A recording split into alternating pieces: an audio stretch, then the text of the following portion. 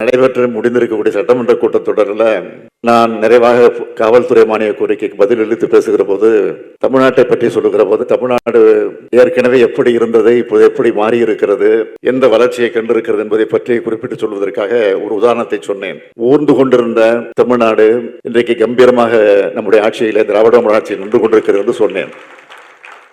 அதற்கு எதிர்கட்சியினுடைய துணைத் தலைவர் உதயகுமார் அவர்கள், அதெல்லாம் நான் பேசி முடிச்சது பிறகு அதோடு விட்டுருந்தா அந்த பிரச்சனையே வந்திருக்காது, நான் பேசி அதோடு போயிருக்கோம், வெளியிலையும் வந்திருக்காது, பிரபலமாக செய்தி வந்திருக்காது, தானாக வந்து மாட்டிக்கொண்டார்கள்.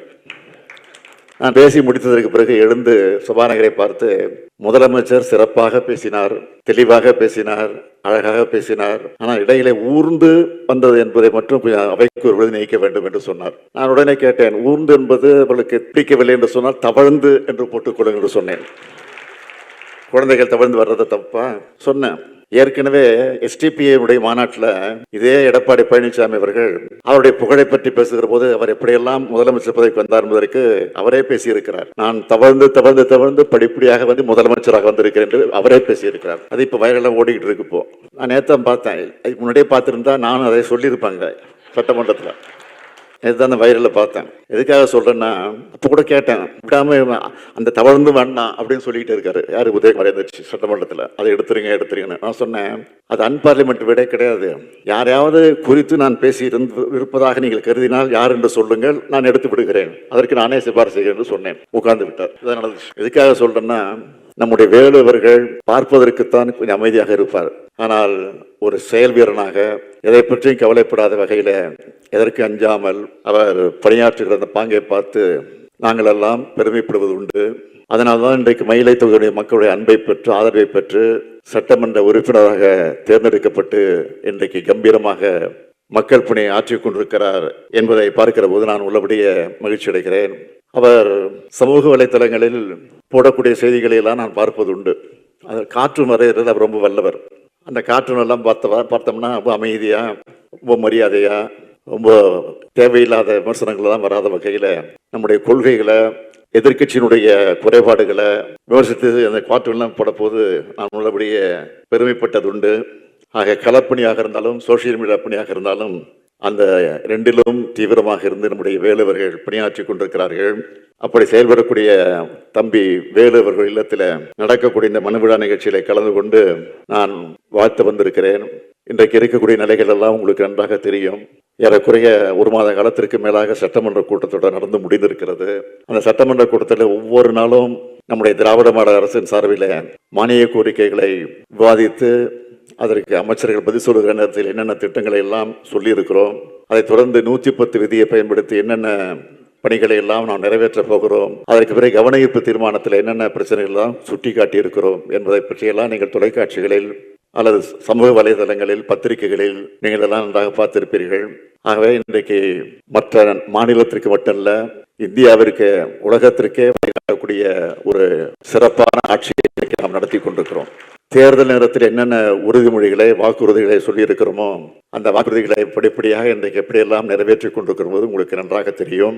ஆகவே இப்பொழுது சொல்லப்பட்டிருக்கக்கூடிய அந்த உறுதிமொழிகளும் விரைவாக நிச்சயமாக உறுதியாக நிறைவேற்றப்பட்டு, நான் உறுதியோடு சொல்லுகிறேன், 2026ஆம் ஆண்டு இங்கே கூட பேசுகிற போது சிலர் சொன்னார்கள், கண்ணப்பன் தான் பேசுகிற போது சொன்னார் 200 அல்ல 220 வரும்னு சொன்னார். என்ன கஞ்சம் அதில் உங்களுக்கு 234 சொல்லுங்களேன், வந்தாலும் ஆச்சரியம் இல்லை.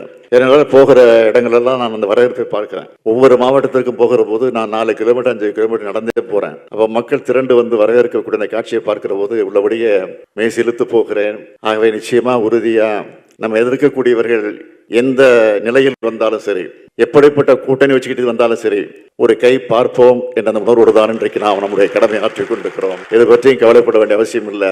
அது வருமான வரித்துறையாக இருந்தாலும் சரி, அல்லது புலனாய்வுத்துறை அந்த துறையாக இருந்தாலும் சரி, சிபிஐ என்கிற அதை வச்சு மிரட்டக்கூடியதாக இருந்தாலும் சரி, இடி என்ற அந்த துறையை வச்சு மிரட்டினாலும் சரி, எதை பற்றியும் கவலைப்படாமல், ஏனென்றால் நாம் நெருக்கடியே பார்த்து வளர்ந்திருக்கக்கூடியவர்கள் நாம்.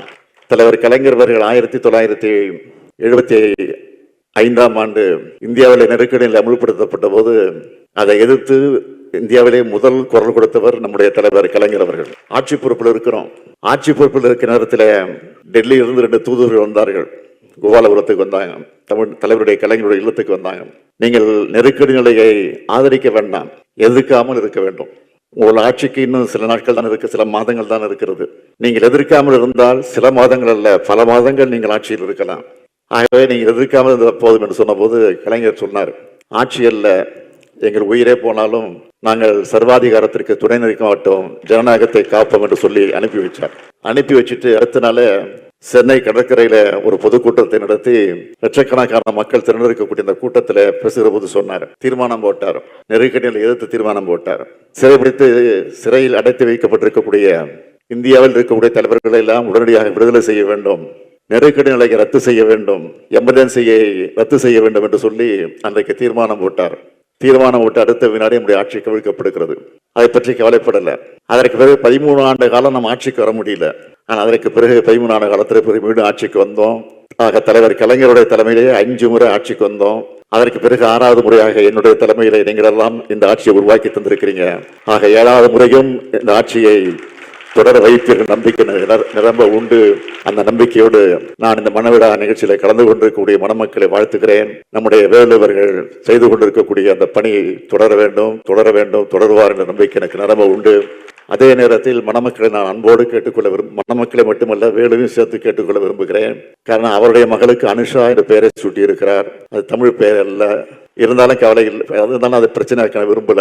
ஆனால் இன்றைக்கு இருக்கக்கூடிய மணமக்களுக்கு பிறக்கக்கூடிய குழந்தைகளுக்கு அழகான தமிழ் பெயர்களை சூட்டுங்கள், அதுதான் என்னுடைய வேண்டுகோள் என்பதை மாத்திரம் எடுத்து சொல்லி, புரட்சி கவிஞர் பாவேந்தர் எடுத்து சொன்ன வீட்டுக்கு விளக்காக நாட்டிற்கு தொண்டர்களாக வாழுங்கள் வாழுங்கள் வாழுங்கள் என்று சொல்லி விடைபெறுகிறேன். நன்றி, வணக்கம்.